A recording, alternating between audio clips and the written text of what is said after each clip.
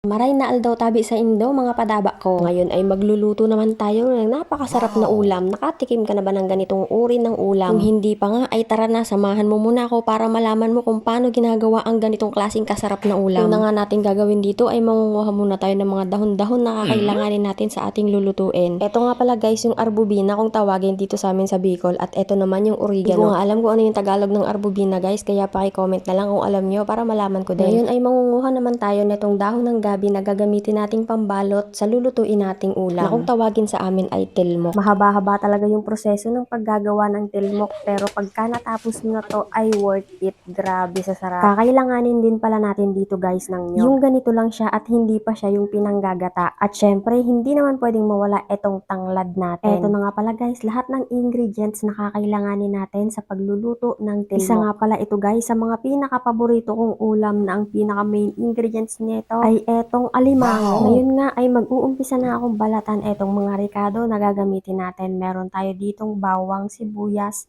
at luya.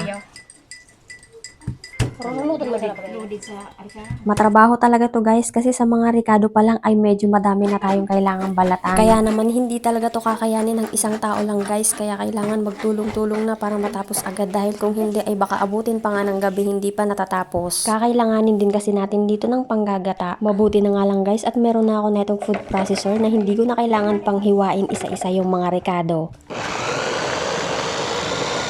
Dahil nga dito ay mapapadali na yung trabaho natin. Pati nga itong niyog na kinayod namin kanina ay kakailanganin din natin ito ng maliliit ang hiwa. At para po sa mga hindi nakakaalam, ito pong niyog na gagamitin natin dito is ito po yung ginagawang bukayo. Maturing buko kung sa Ingles at lokado naman kung tawagin dito sa Bicol. Dito nga pala sa tanglad guys ay kakailanganin lang natin dito yung katas niya. Kaya dudurugin lang natin sila guys hanggang sa lumabas na ang katas nila. Sinubukan ko nga din palabasin yung katas ng tanglad natin dito guys, pero grabe, mauuna pa yatang tumulo yung pawis ko kaysa lumabas yung katas ng tanglad. Ngayon naman ay isusunod na natin itong alimango guys. Yung katas lang din kasi ang kailangan natin dito, kaya parehas lang din ang proseso. Dudurugin lang natin yung mga alimango natin para makuha natin ang katas sa kanila.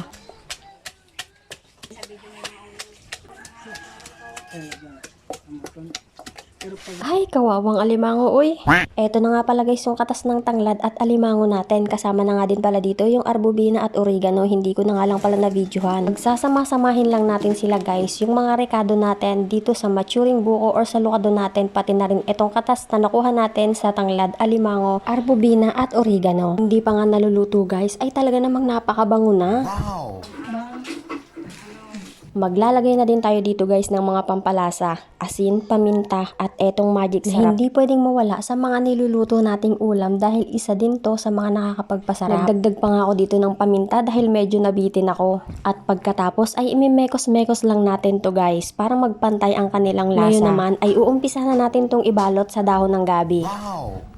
Ay sa mga hindi nga po nakakaalam, isa nga po ito sa mga paborito kong ulam, pero minsan lang din po kami gumawa nito dahil talaga namang napakamatrabaho. Kailangan mo kasi itong paglaanan ng oras guys at effort. At sa pagbabalot nga neto guys ay ganito lang yung diskarte ko. Kailangan lang natin tupi-tupiin yung mga dahon ng gabi natin dyan para hindi matapon yung laman. Ngiting tagumpay na nga ako dito guys dahil medyo malapit na tayo sa katotohanan. Habang binabalot ko nga ito ay talaga namang humahalimuyak na sa bango dahil sa mga ginamit nating ingredients. Amoy pa nga lang guys ay talaga namang nakakagutom na. Kaya kung hindi mo pa nga natitikman ang ganitong uri ng ulam, ay subukan mo na rin to. Medyo madami-dami nga yung nagawa natin dito. At pagkatapos nga natin tong balutin lahat guys, ay nandito na rin ang ating malaking kaldero. May nilagay tayo ditong tanglad sa pinakailalim at saka natin ilalagay yung mga tilmok na ginawa natin. Kaya kung nagustuhan mo nga tong ulam recipe natin ngayon guys, ay baka naman mag-iwan ka ng isang bakas dyan para malaman natin kung hanggang saan umabot ang video na to. At kung iyong mamarapatin ay baka naman pa-follow na lang din ang ating page dyan para sa mga susunod pang simpleng content na gagawin natin katulad nito. Dahil medyo madami-dami pa akong gustong i-share sa inyo ng mga lutong ulam dito sa probinsya. Maglalagay na nga pala tayo dito ng gata at pagkatapos ay isasalang na natin sa apoy. Pag mga ganitong ang ulam guys ay mas masarap talaga to pag lutong kahoy. Pagkatapos nga ng ilang minutong nakasalang siya sa apoy ay maglalagay naman tayo netong lunok. Ito pala yung unang gata na nilagyan lang din ng pampalasa katulad ng magic sarap, bawang at sibuyas.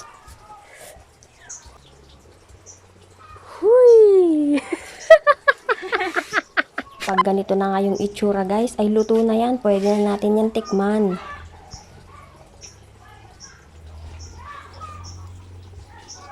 Wow!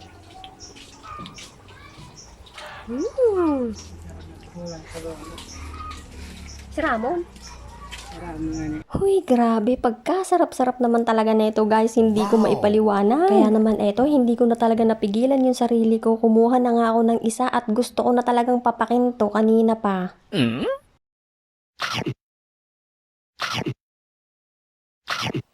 Wow! Grabe guys, napakasarap talaga. Eto, dali-dali ako. Excited pa nga ako ipatikim kay mama etong luto nating tilmok. Ang sarap-sarap. Ang sarap-sarap.